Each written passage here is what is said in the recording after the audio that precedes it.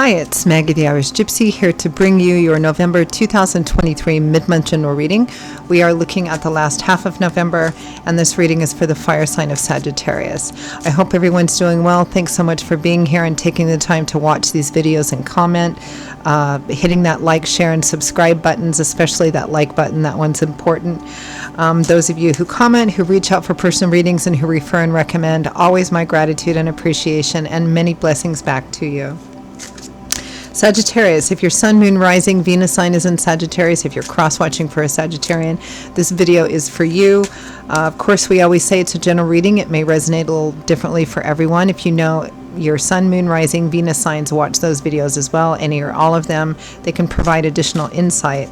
Now, if something hits home with you, if something resonates and you'd like to take a deeper look at it, reach out for a personal reading with me, for yourself, or as a gift for someone else. Personal readings make lovely and great gifts, particularly as we're headed into the holiday season, so something to keep in mind. Or if you simply like the reading style, if you're interested in a reading with me, you can email me directly at Maggie1McGuire@gmail.com. You can also see that email address, that contact info, by clicking the title or the description of this video. I would love to hear from you. I do offer a pretty wide variety of reading choices in all areas of life, of all different types and lengths and styles and budgets. There's something in there for everyone, and I can usually get back to you the same day with all that information. And I do readings full-time. It's all that I do, so I'm pretty diligent about scheduling personal readings in a timely fashion, if that's important to you as well. So email me. I'd love to hear from you. Okay, Sagittarius, let's take a look at the last half of November 2023 for you. I am using the Tarot of Dreams and clarifying with the Radiant Rider-Waite. We begin, excuse me, we begin with the Ace of Swords. An opportunity, a new beginning based on a new perspective, knowledge, information, epiphany. This is kind of like the light bulb going off over the head, seeing something in truth and reality, a new perspective, a new idea. With the Ten of Cups, the Happy Home card. Tens represent cycle completion or cycle fulfillment in the tarot. So the Ten of Cups we call the happily ever after card because it's that point at the end of the fairy tale where they ride off into the sunset. Not that anything's a fairy tale, but it does represent feeling, especially where home and family are concerned, like everything has finally fallen into place. Peace, love, harmony, marriage, children, family, white picket fence. Some new perspective or new idea. Next we have the Five of Coins. This is insufficiency and lack. This is not having enough. Now it might be financial and material issues, resources, not having enough money, being out of work, needing to find a new residence. On an emotional level, it can represent the same thing. It's not enough, feeling like you're in beggar mode, like you have to run after the person to get all your emotional needs or support felt, feeling abandoned, rejected, shut out, not good enough. With the Six of Cups, a card typically associated with history, roots, nostalgia, childhood, roots of origin, how you grew up, culture, family. It doesn't have to go all the way back that far. It just represents things that we have a history with, a historical connection with. Old friends, old lovers, family. And the Six of Cups is right next to the Ten of Cups. So for many of you, this may be a familial or family issue. Next we have the Sun. Light, love, warmth, laughter, illumination, clarity. Any previously heavy or restrictive energies kind of lifting up. It's kind of like spring after winter, health after sickness, hope after despair energy. It lifts and brightens everything. Just like the real sun does when it comes out, so too does the Sun card when it comes out in a tarot spread. It's a card that has the strongest influence on the other cards in terms of its positive effect. And it's next to the Five of Coins, so whatever this insufficiency and lack is, the Sun kind of mitigates that. It looks like you find a solution to something here. With the Sun, we have the Eight of Wands, and quickly too. The Eight of Wands is the Eight of fire, action, moving forward. It can be news, message, conversation, Cupid's arrows. It's also a traditional travel card. Now, since a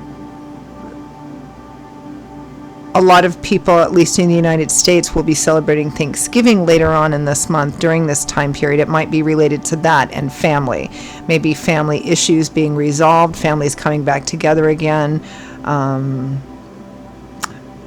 By the way, those of you who are celebrating Thanksgiving later this month, happy Thanksgiving to you. I hope you have a wonderful holiday.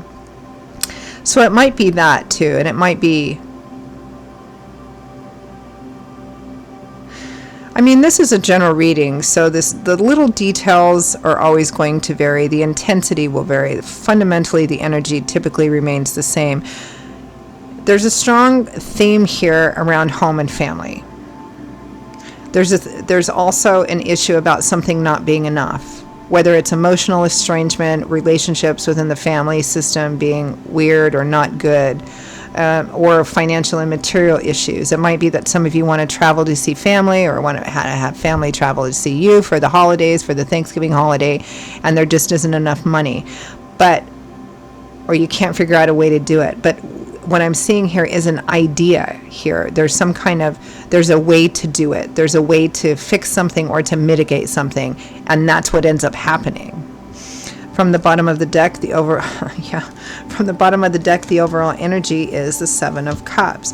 So this is a card of multiple options and opportunities, focusing on the best, brightest possible potential that there is, multiple options and opportunities. I mean, that's pretty much the gist of the whole reading. Is there's this issue we're facing, something isn't enough, or there's a sense of insufficiency, lack, not enough, separation, estrangement, distance, all of that kind of stuff, but an idea coming in as to how to remedy that or mitigate that, and it works beautifully. But let's clarify anyway. Let's take a look at the Seven of Cups.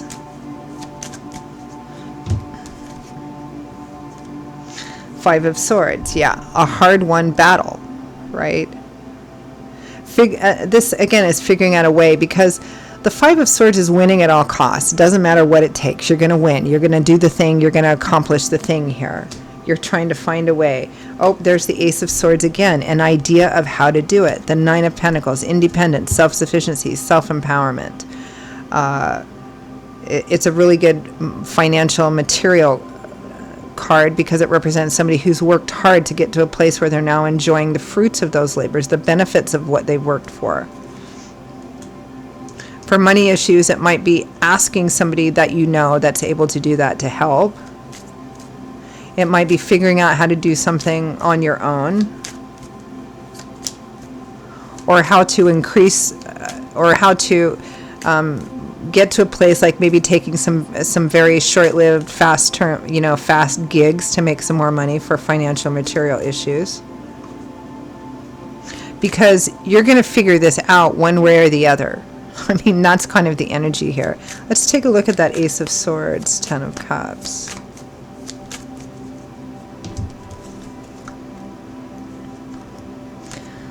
The Six of Cups again.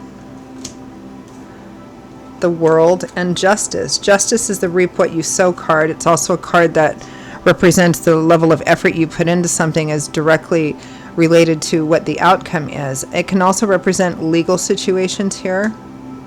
The World, final completion, moving on, graduating. It might be, for some of you, it might be a legal situation or lawsuit or inheritance issue, something like that, that has come to a successful conclusion. Successful meaning that you're going to be receiving some really good financial benefits from this.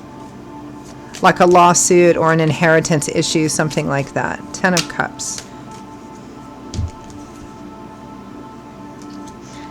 Ten of Cups is clarified by the Ten of Cups and the Ten of Pentacles. The Ten of Cups, of course, that happy home energy, and the Ten of Pentacles, which is long-term security and stability, meaning not having to worry about tomorrow, next week, next month, next year.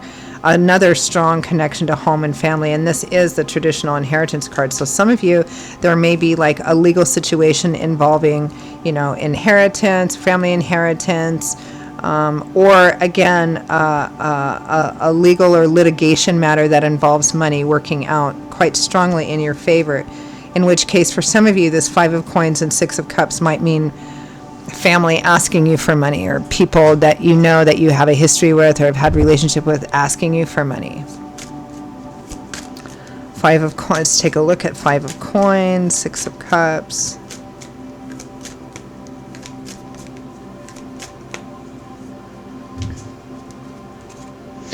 In a litigation issue, it might be settling, accepting a settlement. We have the 5 of Coins, which is a card of sorrow, grief, loss, regret. We're clarifying what this insufficiency and lack is. So we have the 5 of Coins and the 5 of Cups. There's loss here, but there's also regret here. And somebody wanting... feels like somebody's wanting something from you.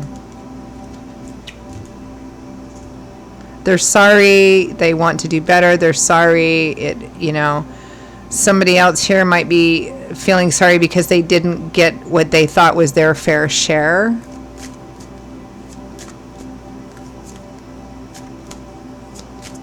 Six of Cups.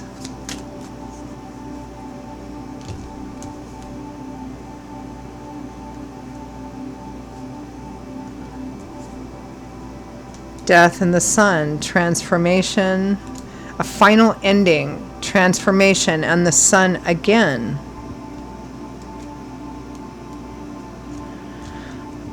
I mean, in a general reading, I'm not exactly sure what this is for you, Sagittarius, but what I can see is that it works out really, really well for you. It may have been that you were coming from a place of lack and insufficiency, financially, materially, emotionally, a combination of all of those. But there's a sense here of the scales of justice being balanced out here, whether or not it had to do with an actual legal situation or not. Something is becoming fair where perhaps it wasn't before, fair, equitable, even. And for a lot of you, it involves a nice amount of practical resources as well. Money, home, property, things associated with that. Let's take a look at the Sun card. I mean, you have the Sun twice. It does not get better than that. The Sun.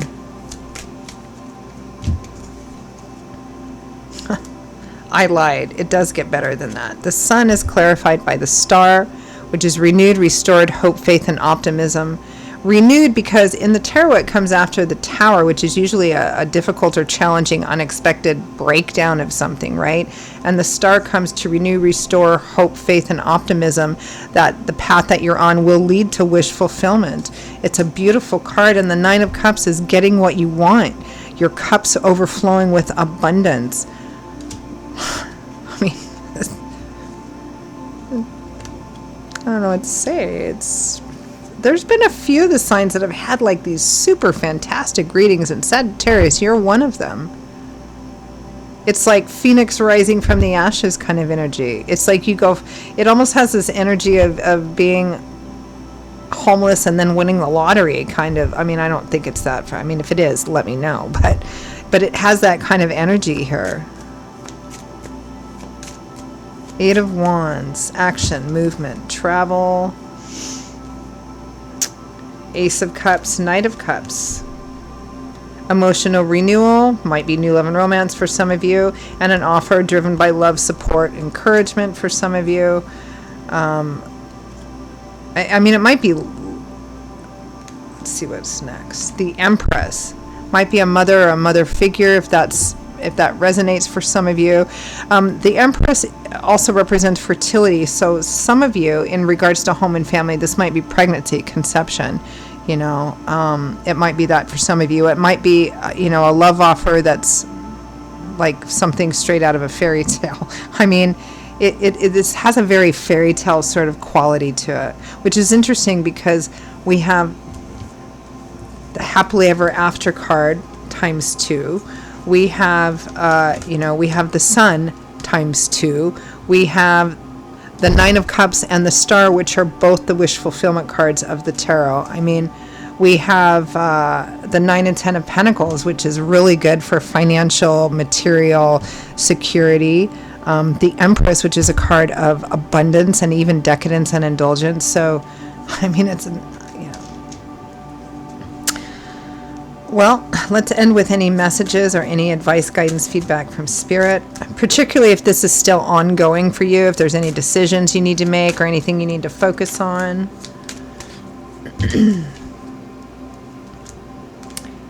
Here's that Five of Pentacles again. Don't let this energy stop you, an energy of insufficiency or lack or being shut out. Seven of Wands is standing your ground, defending, protecting, guarding. The Knight of Wands moving forward swiftly into whatever opportunity is in front of you. The Six of Wands, victory, triumph, success after a challenge, after a battle. This is, these cards are kind of like, it's just kind of one of these messages of don't give up. Don't let things stop you. Don't give up. Because if you don't give up, even statistically, if you don't give up, you're going to win eventually. But this isn't eventually. This is all happening now. And there's a sense, again, of not giving up, of pushing forward. I mean, if this were like a lawsuit that involves money and they make you some offer and it's a crappy offer and you're like, no, I'm not going to accept this offer, let's go to trial, and then they make you a whopping big offer and you take it. It's kind of got that sort of energy to it.